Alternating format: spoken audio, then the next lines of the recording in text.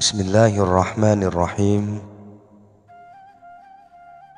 Hindarkanlah dirimu dari orang ramai dengan perintah Allah, dari nafsumu dengan perintahnya, dan dari kehendakmu dengan perbuatannya, agar kamu pantas untuk menerima ilmu Allah. Tanda bahwa kamu telah menghindarkan diri dari orang ramai adalah secara keseluruhannya kamu telah memutuskan segala hubungan kamu dengan orang ramai dan telah membebaskan seluruh pikiranmu dengan segala hal yang bersangkutan dengan mereka. Tanda bahwa kamu telah putus dari nafsumu adalah apabila kamu telah membuang segala usaha dan usaha untuk mencapai kepentingan keduniaan dan segala hubungan dengan cara-cara duniawi untuk mendapatkan suatu keuntungan dan menghindarkan bahaya. Janganlah kamu bergerak untuk kepentinganmu sendiri. Janganlah kamu bergantung kepada dirimu sendiri di dalam hal-hal yang bersangkutan dengan dirimu. Janganlah kamu melindungi dan menolong dirimu dengan dirimu sendiri. Serahkanlah segalanya kepada Allah, karena Dialah yang memelihara dan menjaga segalanya, sejak dari awalnya hingga kekal selamanya. Dialah yang menjaga dirimu di dalam rahim ibumu sebelum kamu dilahirkan, dan Dia pulalah yang memelihara kamu semasa kamu masih bayi. Tanda bahwa kamu telah menghindarkan dirimu dari kehendakmu dengan perbuatan Allah adalah apabila kamu tidak lagi melayani kebutuhan-kebutuhanmu, tidak lagi mempunyai tujuan apa-apa, dan tidak lagi mempunyai kebutuhan atau maksud lain, karena kamu tidak mempunyai tujuan atau kebutuhan selain kepada Allah semata. Perbuatan Allah tampak pada kamu, dan pada masa kehendak dan perbuatan Allah itu bergerak.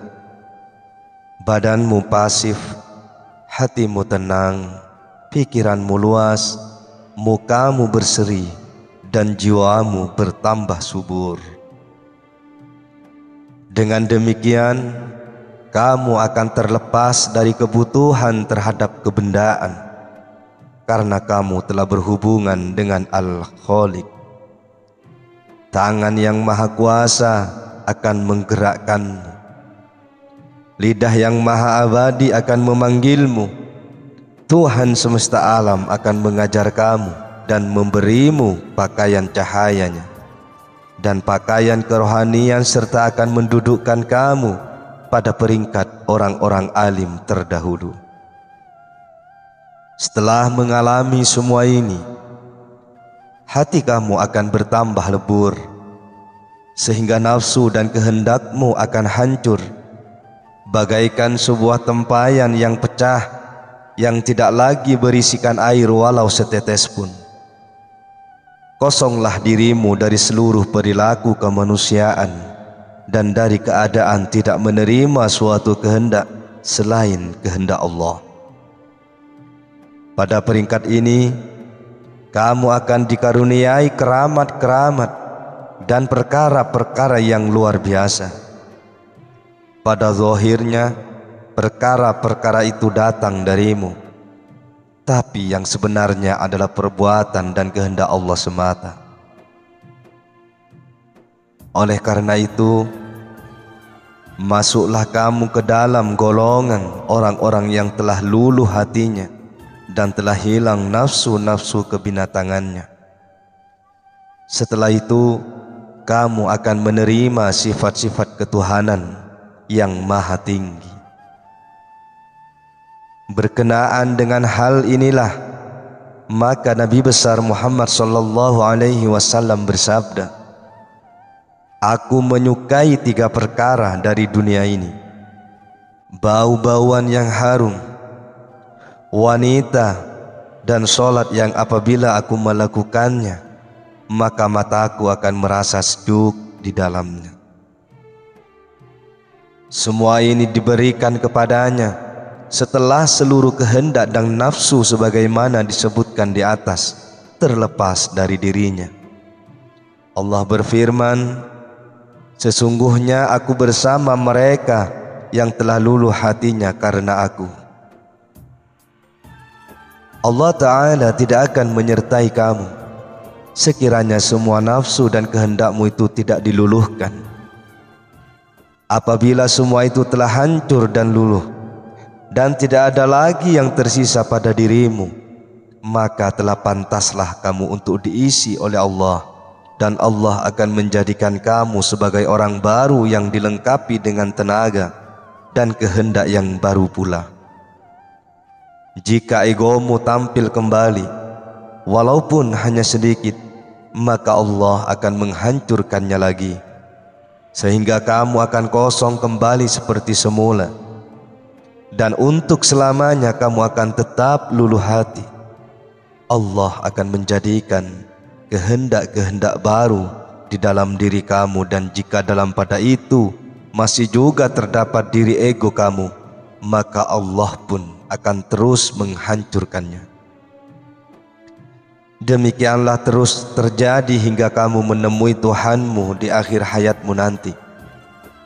Inilah maksud firman Tuhan, sesungguhnya aku bersama mereka yang telah luluh hatinya karena aku. Kamu akan mendapatkan dirimu kosong, yang sebenarnya ada hanyalah Allah. Di dalam hadis qudsi, Allah berfirman, hambaku yang taat senantiasa memohon untuk dekat denganku melalui solat-solat sunnahnya, sehingga aku menjadikannya sebagai rekanku. Dan apabila aku menjadikan dia sebagai rekanku, maka aku menjadi telinganya yang dengan itu ia mendengar, menjadi matanya yang dengannya dia melihat, menjadi tangannya yang dengannya ia memegang, dan menjadi kakinya yang dengannya ia berjalan, yakni ia mendengar melalui aku, memegang melalui aku, dan mengetahui melalui aku. Sebenarnya ini adalah keadaan fana, hapusnya diri. Apabila kamu sudah melepaskan dirimu dan makhluk, karena makhluk itu bisa baik dan bisa juga jahat, dan karena diri kamu itu bisa baik dan juga bisa jahat, maka menurut pandanganmu tidak ada suatu kebaikan yang datang dari diri kamu atau dari makhluk itu, dan kamu tidak akan merasa takut kepada datangnya kejahatan dari makhluk. Semua itu terletak di tangan Allah semata. Karenanya datangnya buruk dan baik itu dialah yang menentukannya semenjak awalnya. Dengan demikian Dia akan menyelamatkan kamu dari segala kejahatan makhluknya dan menenggelamkanmu di dalam lautan kebaikannya, sehingga kamu menjadi titik tumpuan segala kebaikan, sumber keberkahan, kebahagiaan, kesentausaan, nur atau cahaya keselamatan dan keamanan. Oleh karena itu, fana adalah tujuan, sasaran, ujung, dan dasar perjalanan wali Allah. Semua wali Allah dengan tingkat kemajuan mereka telah memohon dengan sungguh-sungguh kepada Allah untuk menggantikan kehendak atau kemauan mereka dengan kehendak atau kemauan Allah. Mereka semuanya menggantikan kemauan atau kehendak mereka dengan kemauan atau kehendak Allah. Pendek kata, mereka itu memfanakan diri mereka dan mewujudkan Allah. Karena itu mereka dijuluki abdal, perkataan yang diambil dari kata badal yang berarti pertukaran.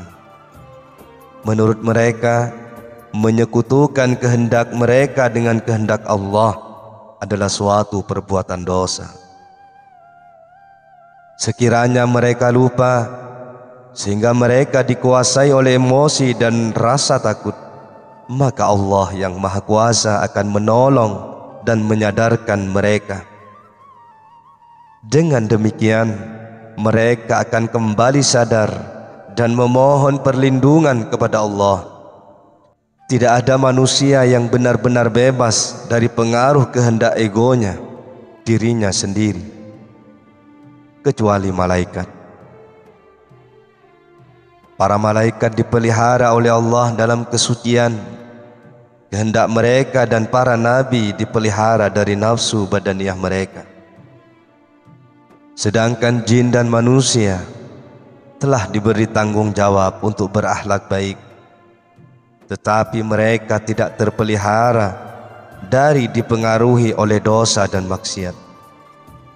Para wali dipelihara dari nafsu-nafsu badaniah dan abdal dipelihara dari kekotoran kehendak datu niat. Walaupun demikian, mereka tidak bebas mutlak, karena mereka pun mungkin mempunyai kelemahan untuk melakukan dosa. Tapi dengan kasih sayangnya, Allah akan menolong dan menyadarkan mereka.